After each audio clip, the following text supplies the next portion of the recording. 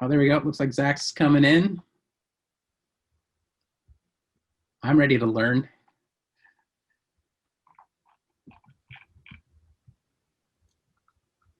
Hello. Oh, hey Zach, welcome. I'm Dennis. Great to meet you.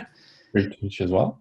Yeah, well, you got a cohort of curious master's students and some faculty and staff members too, because I think you're going to unveil the mysteries of blockchain, crypto, and fungibles. Am I saying that right?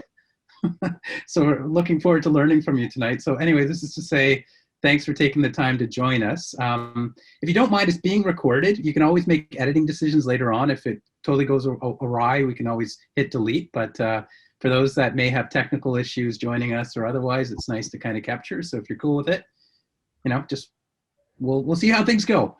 But one thing, again, like because we're recording it and we're trying to acknowledge our various guest speakers and that too, I just want to do a quick acknowledgement to our Coast Salish peoples whose traditional territories we create, collaborate, and transform ourselves upon. We like to remind ourselves of where we're at and what we're aiming to do as far as our future collaborations go and the opportunities that are around that.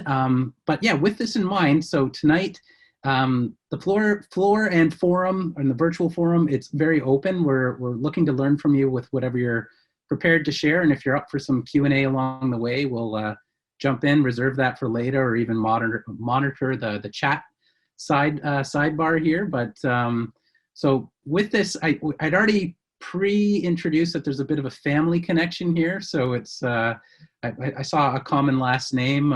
So it's why don't you set us up a little bit about the Belford exchange and your future cryptocurrency play, whatever you guys are doing, and we'll go from there. Yeah, sure. Well, as you know, it's a pretty highly regulated space, so we're waiting on approval now.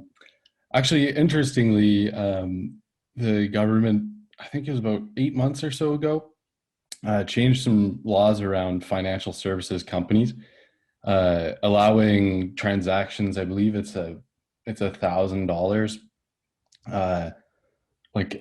Above that, there's a certain reporting requirement, but essentially it's opened the door up to very small scale, mom and pop exchanges dealing in increments under $1,000, or for example, selling, some sort of NFT or that sort of thing. There's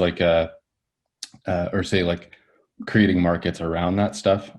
As long as it's I'm under going to that. jump in along the way too, just for everyone on the call and myself included. So you're going to be so familiar with acronyms and terms in this space, and some of us Sorry, aren't. yes. So the NFT, can you break that down for us? Yeah. Right. So there's this concept of a non-fungible token. First, I think it's important to kind of get an idea of what a token is in this context. So for that, you need a little bit of a primer on kind of what I suppose Ethereum is, or any other cryptocurrency for that matter that supports tokenization. But generally speaking, Ethereum is a global database. You can think of it that way. And it has a bunch of operations that you can choose from and create what are called smart contracts, which is essentially a collection of these operations that exist in the global database.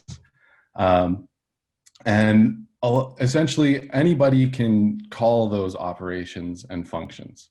Granted, you can establish some permissions and all that stuff. But essentially what that allows you to do is create a unowned sort of structure that can create or essentially mint a token, which is like a row in a database, right? That's fundamentally what all digital banking is, be it crypto or not. They're rows in databases, right? So again, going back to Ethereum, Ethereum being a global database and providing you this way of creating your own arbitrary, spreadsheets, if you will.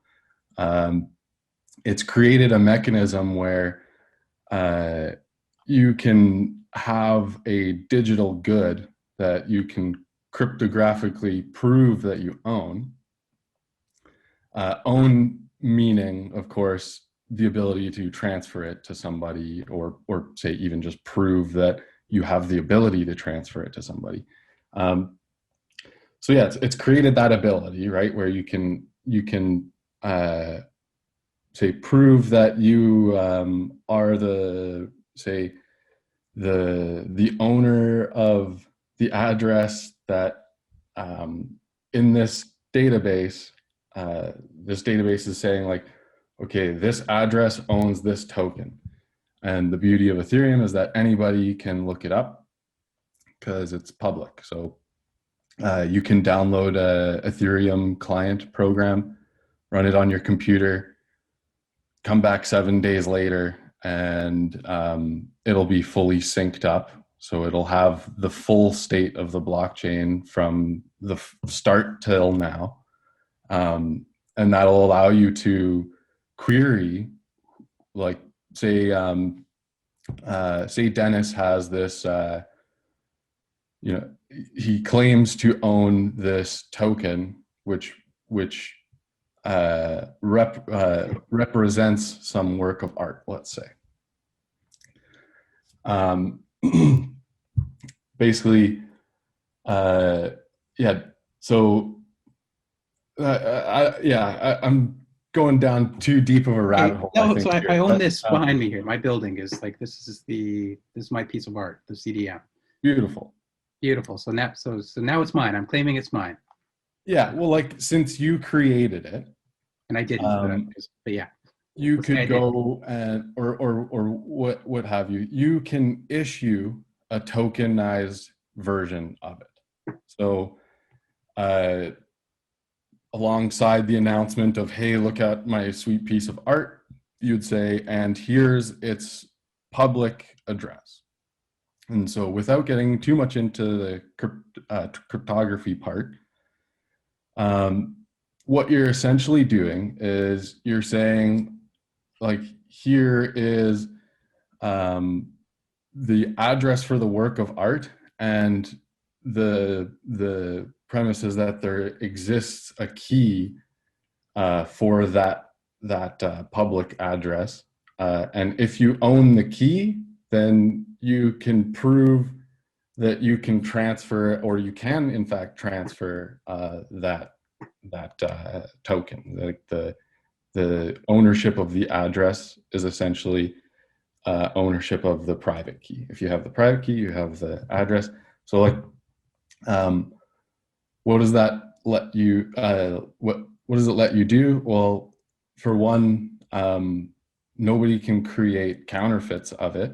So if somebody went and made, got design plans or whatever, or tried to make a high quality fake of it, they could never issue that same address because they'll never have the password for it.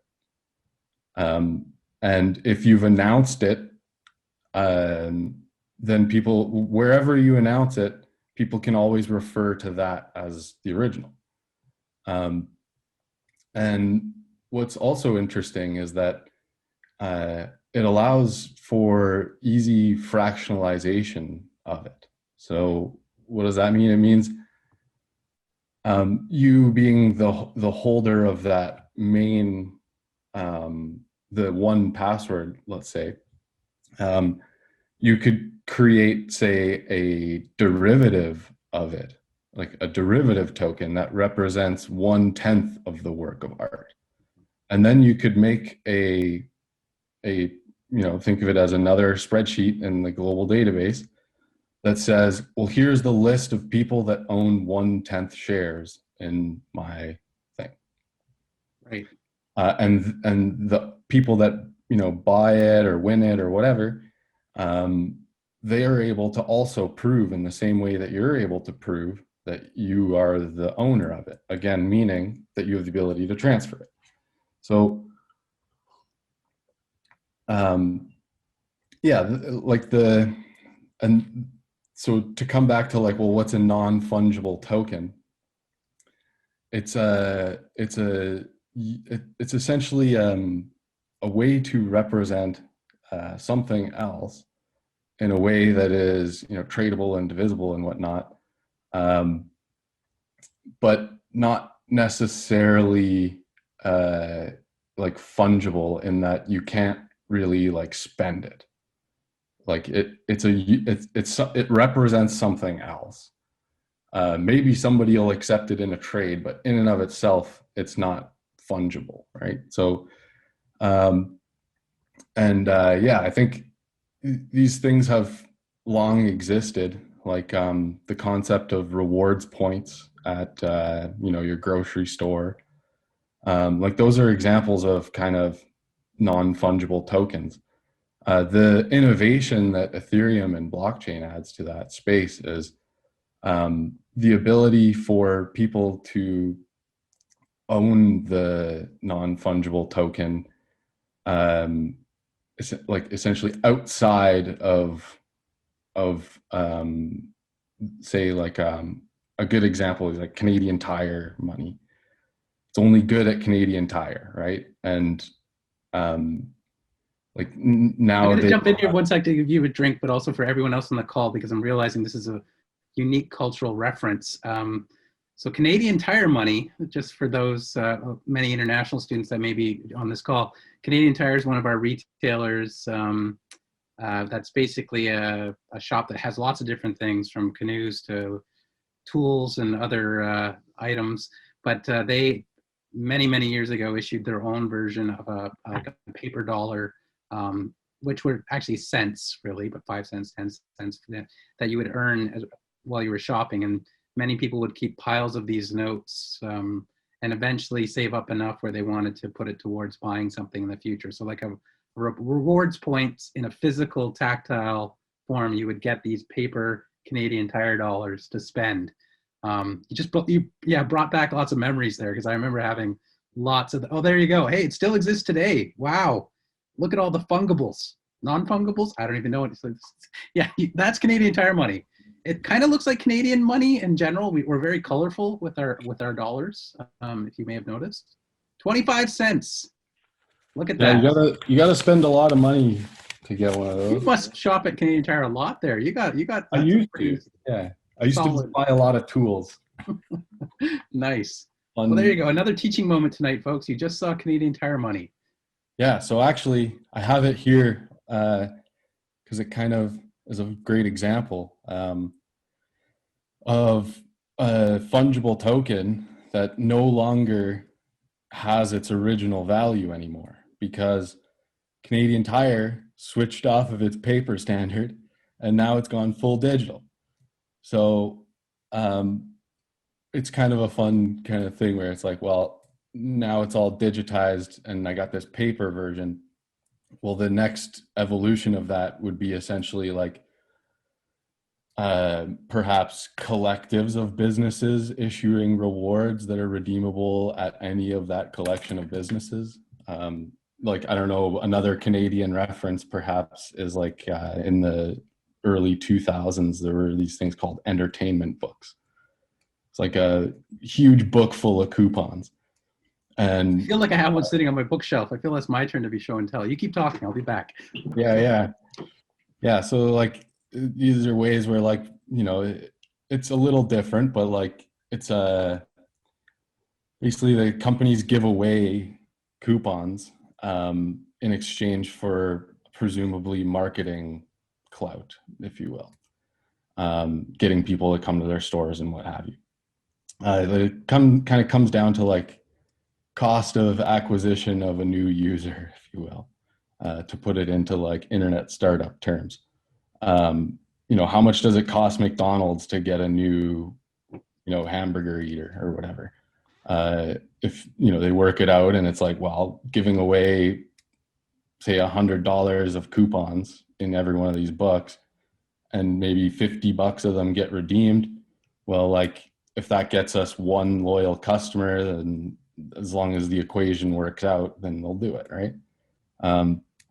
It's the same thing with the loyalty points, right? But yeah. So coming back to like NFTs and stuff, and kind of that evolution, I think, is that it's like essentially you'd be able to get like a transferrable version of reward or something like that, right? Allowing you to redeem it elsewhere, or like the entertainment book, like creating these collective sort of things. Yeah, I think there's a lot of development in that space for sure. Yeah, there's also like a lot of use cases around like there's like metadata associated with NFTs. So yeah, it's kind of a bag. I'll leave that for another time perhaps, but essentially you can use it to, in effect, ensure that some data stays around for a very long time, as well as all the other properties of like transferability, provability of ownership, and all that stuff. Examples can be like, well, like storing data itself is pretty expensive well, it's very expensive to do on Ethereum.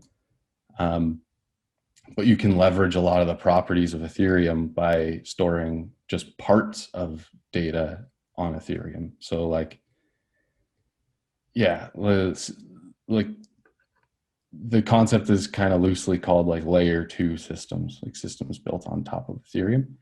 But yeah, it's pretty interesting space. But yeah, so actually, yeah, like with that in mind, so I'm just trying to get into this. Is you're helping to break down some of those walls. They're still big walls, though. I'm like, I'm going to try to find my way through this with everyone. But how did you personally like move into this space? So I'm guessing you got a computer science or engineering background or something. You must have. Okay, that kind of that makes sense. Yeah. But what was your path into this space, and then what do you see like kind of the future for like the digital creatives, the Matt Belfords of the world? How do you sell them on looking into this space for future career or even entrepreneurial aspects, like where planning, or how do we get involved? Like what was your path, and what's the future path for others that might be looking at it? Well, I did computer science at University of Lethbridge, and I took a year off and kind of started testing waters in the field and like trying to get jobs in places and interviewing and all that stuff, and found that, I didn't really have too much, like university was really largely the experience that I had. And there's a lot of people that also have that experience. So it was obviously very difficult to find, a job in the field that I wanted to be working in, which I really like building stuff. So I wanted to build software, and I didn't really know what really that meant at the time, but I, knew some programming, and, saw that, like Facebooks and all that stuff at the time are growing crazily. And, the whole, it really introduced me to the startup world, where I came across this program called Y Combinator out of San Francisco.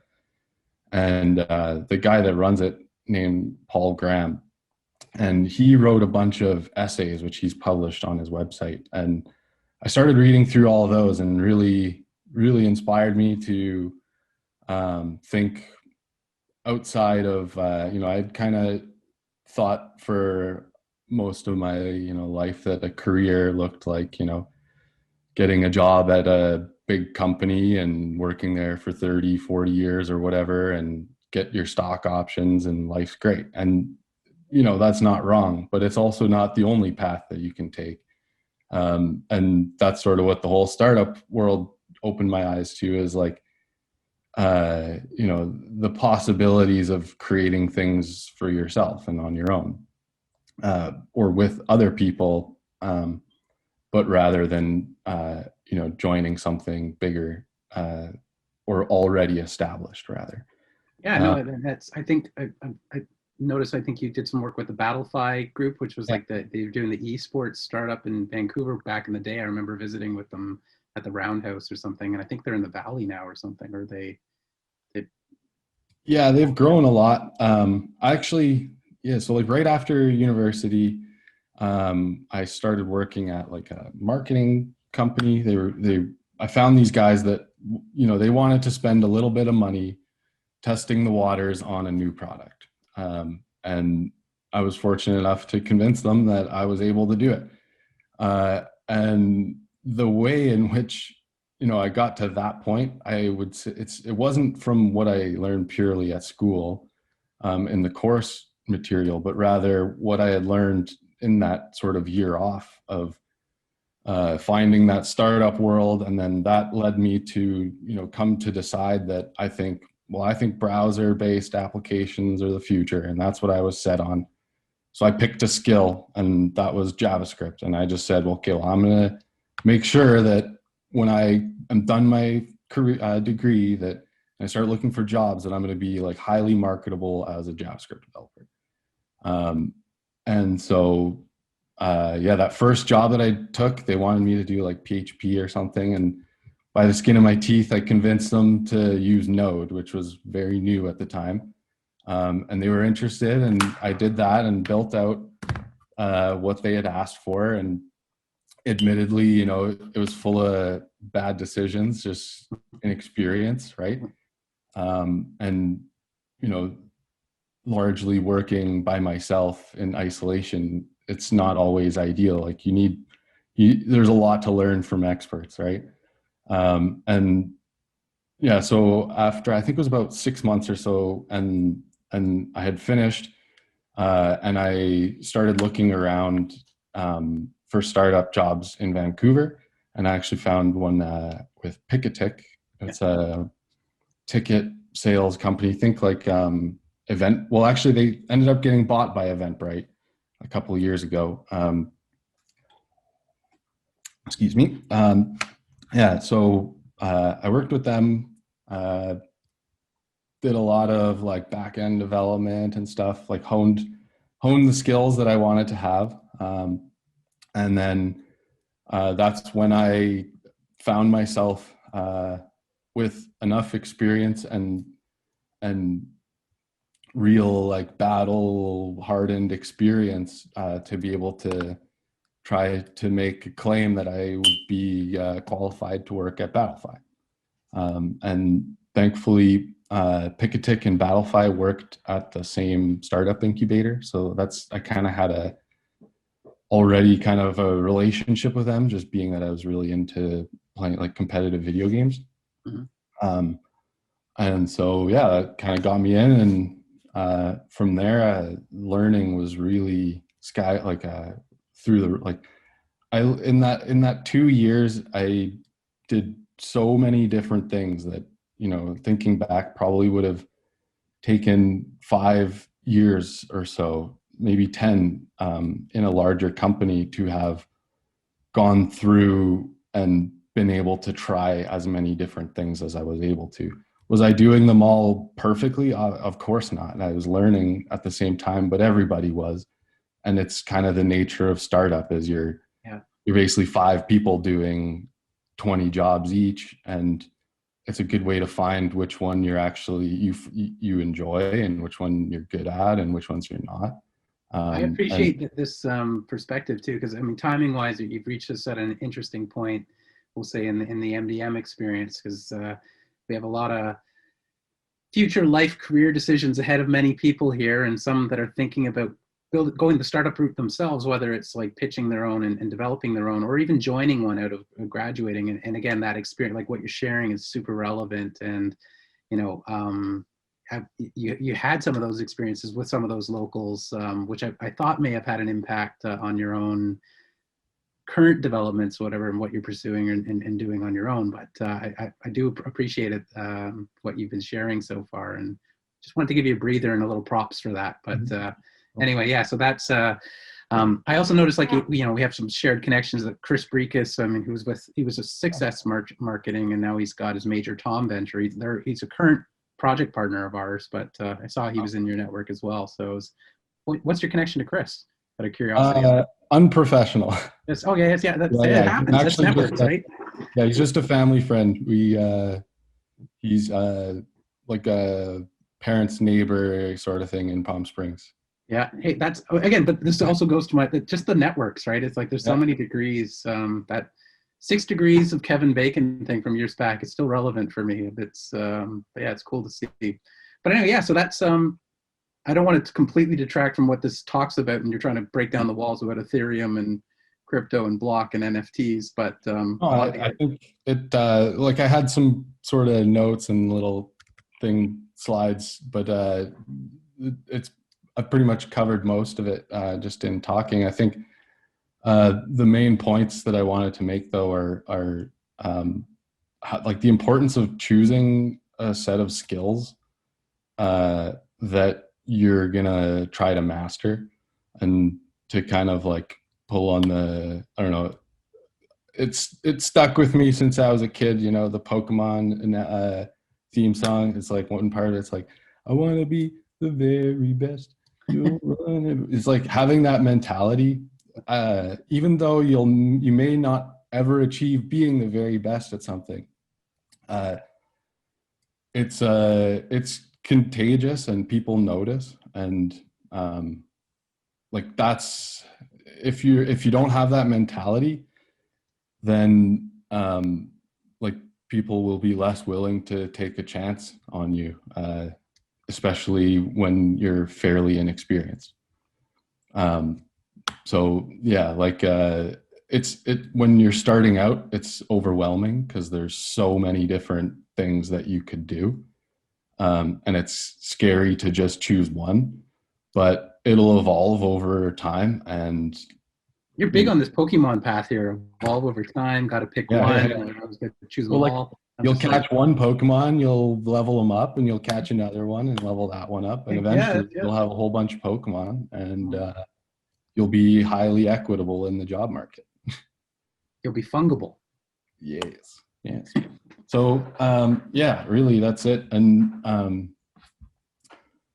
yeah, and like thinking about what sort of like picking something that interests you is one thing, but then trying to see the current space and the future of that space, and coming up with some decisions about what skills you think will be most important, and allow you to be able to come into that space and just be ready to rock, like have the provable experience to show that you can do that job.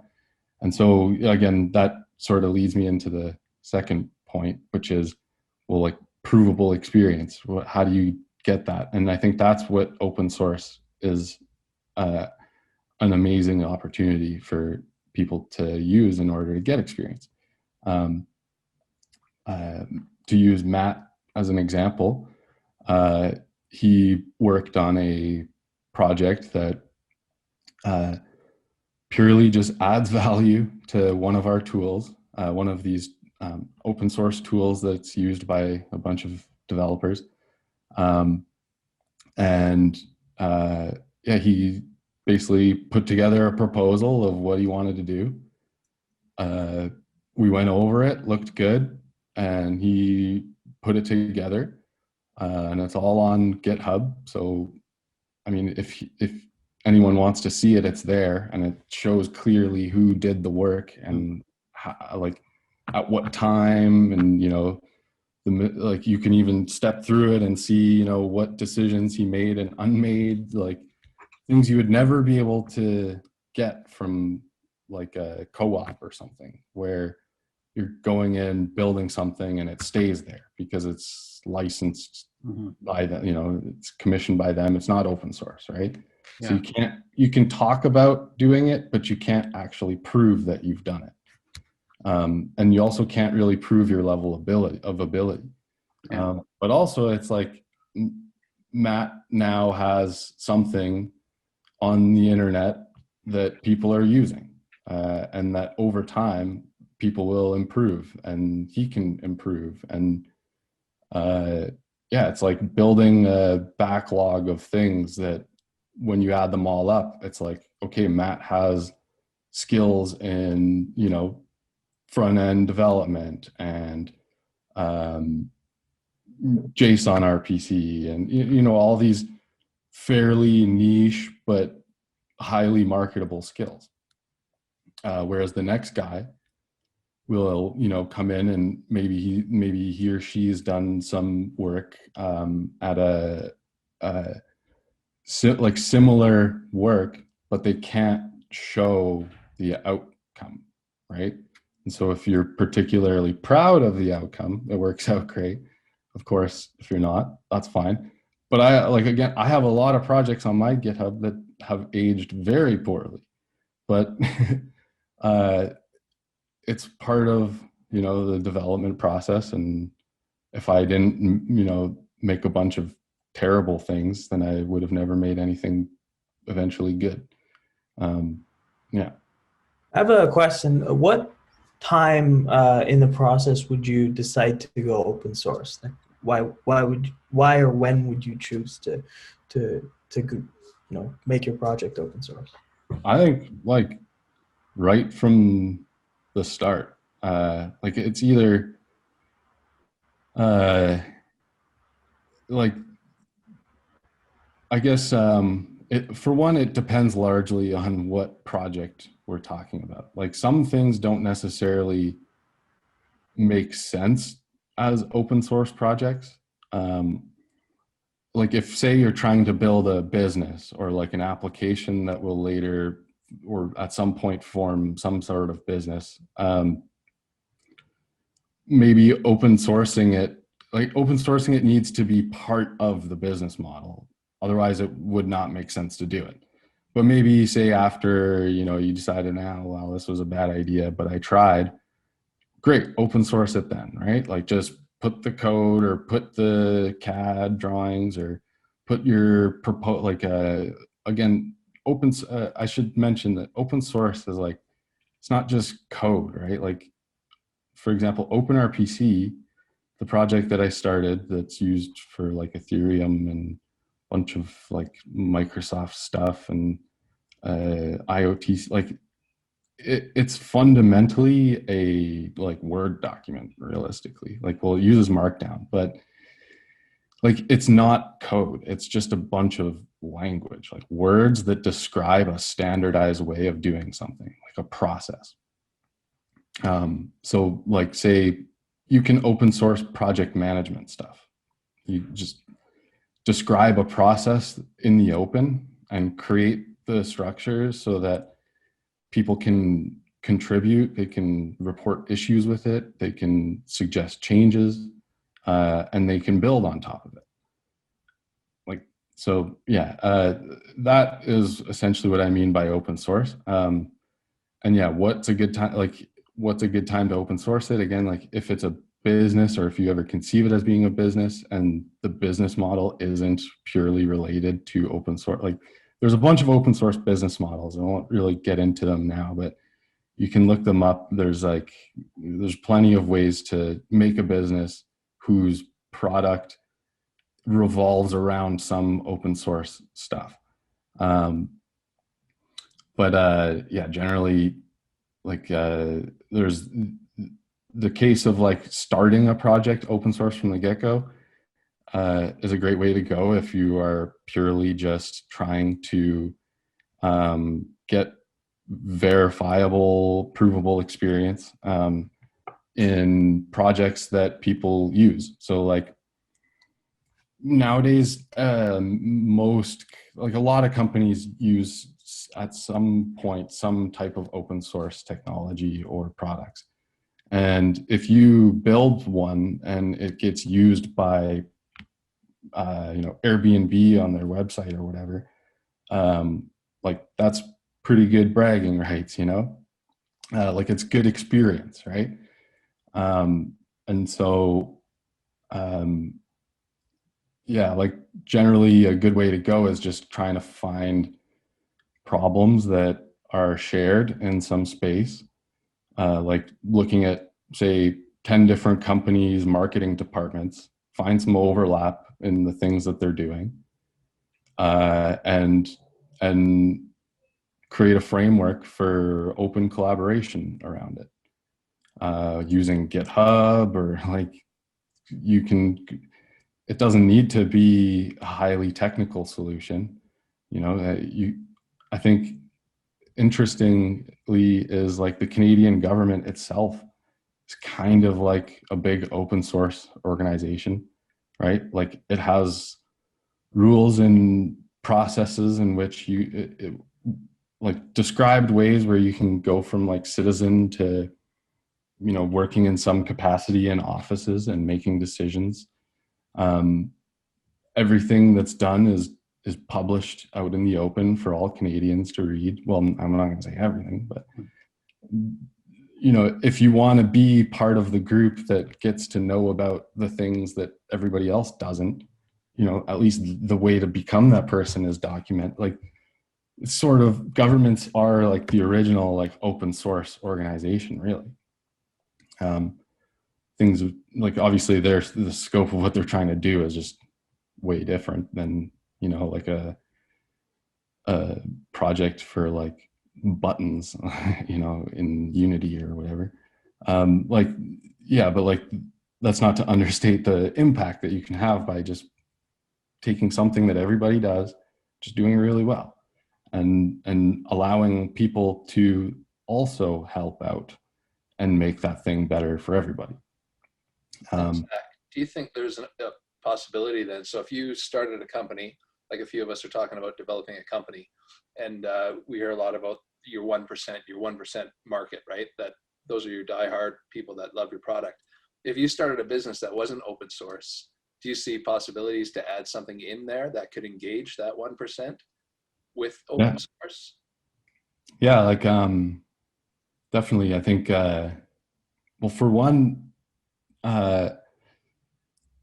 just by like, you can open source all of the like components that make up your business, thereby improving the quality, hopefully and arguably, on those components, which as a whole makes your business stronger. That's one way you may open source something as a business.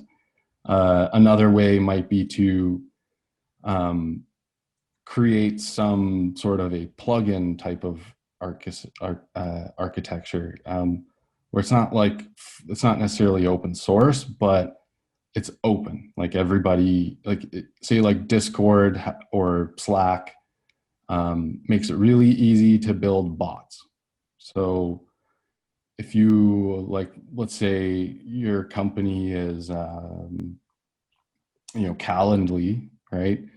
Well, like Calendly can be more successful because they can go and build a bot that you can add to your Slack channel, and now you're starting to, like, you can plan group calendar events and whatever, you know.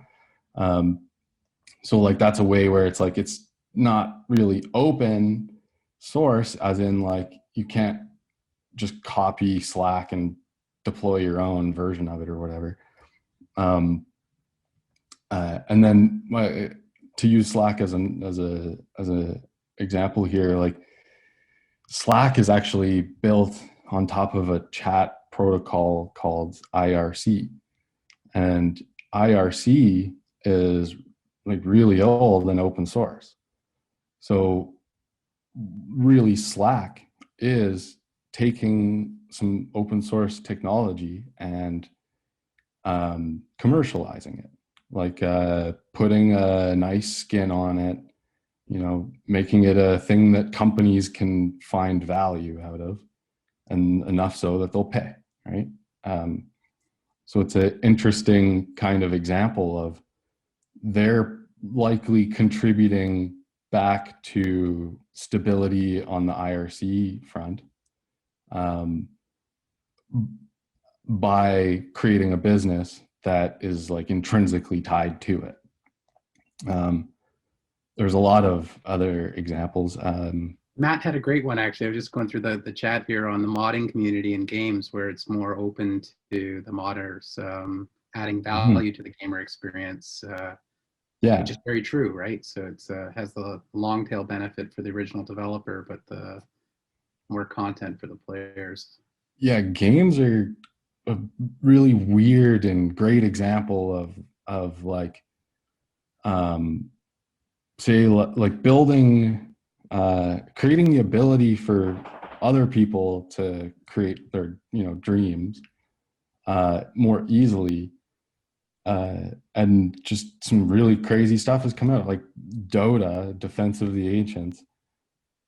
Like, it's, I think, at least, you know, top 5 most popular games today, in terms of like at least in terms of competitor playership, at least top 3, I would say.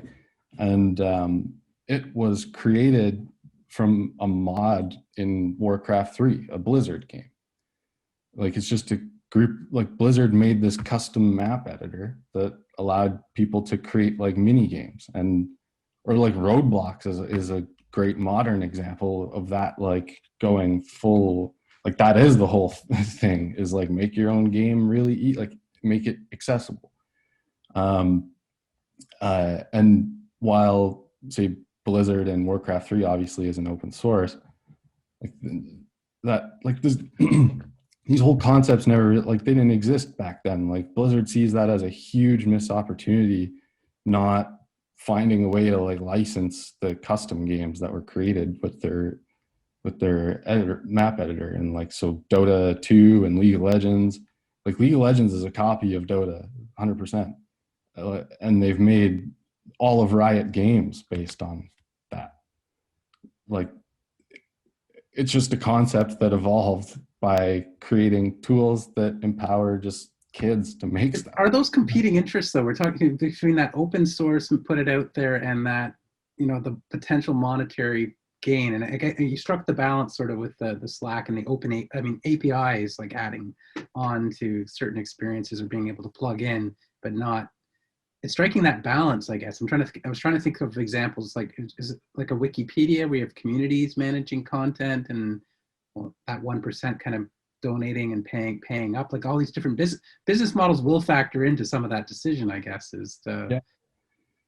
Yeah. I mean, the business models are sometimes very unclear. Yeah. But, you know, lots of new developments have happened in the last, 10 years, 15 years. There's so many unexplored ways of creating basically like Craigslists for, XYZ, like marketplaces, or like, tools for specific communities. Like, I think if Blizzard could roll back time, I'm sure they'd have a million ideas of what they could have done to capitalize on what they had there. Say, I think, like, even looking at Google, like, they wanted to make the internet searchable. Well, like, the internet is open source, like, it's open, right? It's there. Anybody can go search it, like crawl through it and index everything. So, like, well, what's their business model? It's not searching, it's not indexing pages, right? It's like very long term. Like, they're just solving a problem. Everyone has a problem, they're solving it, and then they come up with a creative way of monetizing what they've done. So I think there's a lot of innovation to be had, especially like in games and digital art space. And so, what is your take on the Dapper Labs rise to fame here locally in the crypto kitty / NBA Top Shot? Or I think it's interesting. Like, they got a lot of really smart people working on very novel things. I think that, like, while the media coverage talks a lot about the current, use case, or like, sorry, I'm going to take a drink. Yeah, please, yeah, go for that. It's it's right. They're literally right next door to us. So this building that's behind me, like I look out that front door when I'm in the office, and I can see where Axiom Zen, Dapper Labs, exist, and it's kind of a, such a interesting story, current news. But yeah, you got the insider perspective as far as this world, which is a mystery to me still, which is less of a mystery today thanks to you. But you've had your drink. What are you take Yeah, the mic so now? There you go. they're building some really crazy stuff, like crypto kitties is a great example. People have a hard time, understanding what they're really doing. I think like crypto kitties is a really great project because it's a expose of the technology of Ethereum, and the things that you can do with it. Just like I think this current NBA hype sort of thing, and like throwing crazy huge dollar numbers around and stuff, like it brings a lot of attention and whatnot. And I think what they're really doing though is they're providing cutting edge sort of test cases in different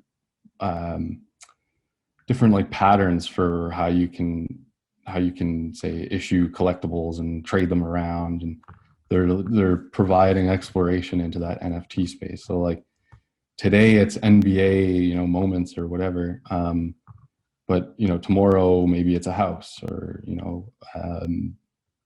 who knows, right? Like the tools are very interchangeable for what the token's actually representing. So like if you build it and it works really well for one thing, it's a very repeatable process. So, and that's kind of actually a very interesting part of like another open source business model that's pretty interesting, is like this kind of concept where you can like sort of contract out and projects or improvements, or you can bootstrap startups that ultimately improve some underlying technology, like creating crypto kitties. The improvement to Ethereum, or the like seeing there was a lot of bottlenecks that were exposed, like the blockchain kind of halted to a standstill just because it couldn't accommodate the amount of usage that was occurring during that CryptoKitties craze of 2018. And so, yeah, it showed a lot of pain points, and it really helped direct the future of like, what should we do to Ethereum? Like, what do we need to change to be able to accommodate these kind of things? And like, if that's the goal, which it certainly is for a large portion of people, then like, well, Axiom Zen, they're doing a lot of work to prove those out. And so I think that's probably in a large way why we see such big inflated numbers, like in terms of like investments and whatnot, is because they're not just investing in like an NBA moments token per se, right? Like it's many different things that can kind of come out of it. Not just that, there's a huge ecosystem for funding developments in cryptocurrency space as a whole. So like, yeah, and that sort of leads me, because we had a great guest speaker the other week that was investing in some early stage startups, and she definitely brought in the interest around anything in the NFT space as it relates to other things. And I was just trying to figure out like kind of where's that potential inroad, the hook, the access to actually do something with. You've touched on some of those points, but it's it's relatively new, again, and going way back to 2018, and it's way back when, right? But I mean, this is it still seemed like there's a lot of opportunity there, but you just need to figure out how to navigate it and figure out where that connection happens, right? Yeah. So And that's sort of one of the that's what drew me into cryptocurrency. I've always kind of been a advocate of open source, and like that's sort of how I, built up enough experience to, like I said, get the job that I wanted. And I'm bullish on open source technology, and I think that like one of the beauties with crypto is that the first exposure to it I had, being a developer, was that I could program transactions and move money around, like 2 a.m. in my pajamas on a Saturday, right? Like doing stuff that banks can really only do, but I can do it because all the information out there to be able to do it was available and very clear. And if something's not clear, there's a lot of people that will be willing to go and make it more clear.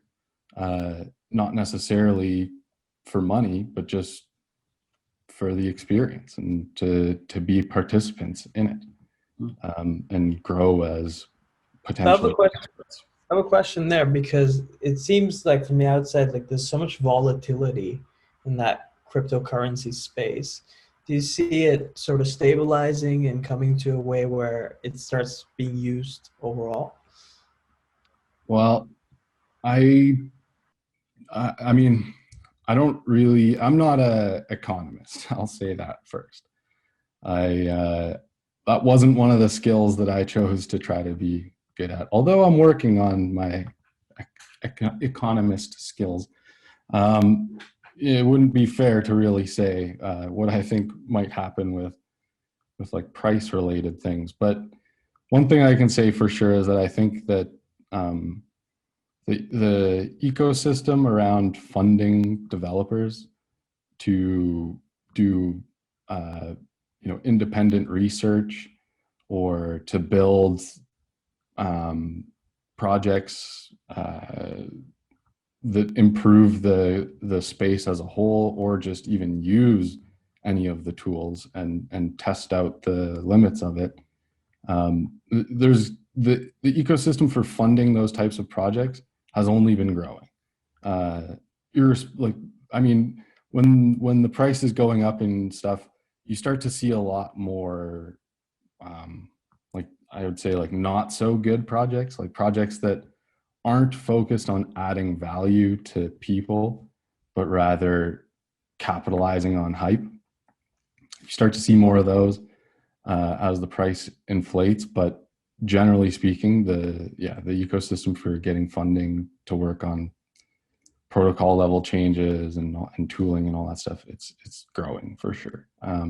And outside of crypto, the climate for corporations funding open source developers and projects that they themselves depend on is also growing. So personally, I think that there's a big future in sort of the a lot more like autonomy in somebody's career and being able to work maybe with different companies all at the same time, different projects, and more sort of like more adoption of this this process of like companies putting up open proposals for solutions. So they're like, "Hey, I have this problem. I want somebody to come in and make this, that, and the other, and here's the budget." And anyone can send a proposal and say what they're planning to do. Here's a breakdown of budget and resources that you need and whatever. And is that the nature of the work that you're doing now? Is it sort of like your own venture as a self-employed contractor, or like what's the? Because you had that, we'll say, the paycheck working for whether it was startup or otherwise, but your current open venture, as well as, was it XOps or? Yeah. So like I started, I was working in startups, like the last startup, like tech startup I worked at in Vancouver here before working on crypto stuff full time was Unbounce. Mm. And while I was working there, I was, doing a bunch of open source crypto stuff in my spare time, and the opportunity came to get a, similar salary to work on Ethereum Classic dev team. And so I did, and it was crazy time, like figuring out how to pay I was getting paid in crypto, so I had to figure out like how to, turn the crypto into fiat and then pay myself and like pay taxes and everything. Right. Yeah. So like, and that's what ended up making me start this company. It was like just to basically be a payment processor for Right. my own employment. And sort of over time, that kind of evolved into now just sort of, I go around looking for grants and make proposals to various projects to fulfill work that they need done, and do the work and get the money. And then also like work towards more like long-term like support contracts and stuff like that for various open source projects. And like like I will say I got very, very fortunate position to be in, where I was added as an editor to the Ethereum Classic improvement proposals. And so basically, in a way, like it's created an ability for me to, seek funding to keep working on this stuff from those who, want or are invested in, Ethereum Classic's success. So yeah, we'll see. Like I said, I'm bullish on it. It's obviously like maybe a little ahead of my time, I suppose, but I think in the end, like it's a matter of like finding something that adds value, right? Like, and personally, I think that companies will find that they can get a lot of value by proposing work and a budget and having like that's how the government does things too. And yeah, I think if they made it, say if the Canadian government invested and improved on the ability for more people to find these grants and these projects and apply to them, and if people put a lot of work into making them more open and accessible, such as a lot of open source projects have done, they would find that this quality of services would improve drastically. And so similarly, any company has the same thing to gain, like putting up, you got to think of what a product costs to develop internally versus what, 5 guys in a basement would be willing to get paid to do it. Like there's a lot of people that, like myself, that will, work at a, semi-discounted rate, if you will, just to have the ability to, work on a lot of different things at the same time. Overall, you earn a lot more, but yeah. Well, again, it's like super appreciate the perspective, and again, thinking about, the various paths that lie ahead for many on the call. It's great to get these perspectives, because again, you've had that journey from student to having that, we'll say, gap year after figuring out where some of those lessons you learned that aided you in your career weren't in the classroom, which I can appreciate as well. Like that's, it's definitely part of it. And, showing where you can provide value, right? And sometimes having to lobby for that new tool or platform or use case within a company. Like you had the experience yourself, and you said not everything was perfect. You were learning along the way, but that's also sort of the spirit of being a part of those early ventures, the startups, right? And still am. Yeah, which is so cool. And again, and now you're braving the path yourself, right? So those connections and confidence that comes with time, it's really interesting, because it's true. You started talking about those, that old school idea of working, at a company where you're going to get the pension, or the 30 years plus get the stocks and you're on your way out, and you think about the journey you've already had, right? And what's ahead, it's very different. But I think That's really cool. It's kind of, you've open sourced your career. You're kind of putting yourself out there, which is kind of awesome. So, but yeah, I think, we're closing in on that 7 o'clock hour, which in today's Zoom years, is like for everyone is like, the end of a long Zoom day, yourself included. But so I'm going to close here with, just saying thanks so much. It's really appreciated. And again, it's this has been the most unique year in many of our lives, and having a peek into what everyone's doing, it's kind of it's great. It's nice to check in, and I appreciate your time and the connection that even Matt, Belford bringing in the cuz, and Tom and Neil again as the current student industry reps, setting all these talks up. It was great. Sorry, I was just going to say, Zach, if you wanted to share your the way to contact you, so that some other students, if they're interested in following up with you. Yeah, for sure. Two things. So one, I had a set of slides prepared, and they have a bunch of links in them. So maybe I can just send you the slides after this, and you can see. Yeah, that'd be great. We'll share. Secondly, I wanted to just lastly mention, so OpenRPC, the project that I started, we have a thing called Open Collective, which is a fund for a project. Anybody can donate to it. I'm not asking for donations. What I'm asking for is proposals. So I've donated $1,000 US, and I'm opening the door to any one of you to submit proposals, especially in the technical writing space, the marketing materials, so like new logo sets, design guidelines. Basically, what's your skill? Come apply it, and I'm happy to fund you to do that. So, hey, that's an amazing offer. So yeah, let's make that part of the follow-up. If you can send the deck and maybe the info specific to that, we'll get the word out there. So sounds good. Yeah, I put the link to the Open Collective in the chat here, but of course it's in the presentation, and I'll make sure to highlight it in. Awesome. Yeah, because I'm always worried when I close the Zoom window, our whole history kind of goes, right? But it's but yeah, that's awesome. So thanks again so much. Super appreciated. Everyone on the call, thanks again for taking time out to join. And yeah, we'll do it again soon. Well, next week for the pitch teams. But yes, thanks, Zach. Thank you so much. Awesome. Thank you. Good night, everyone. Good night. Thank you. Good night.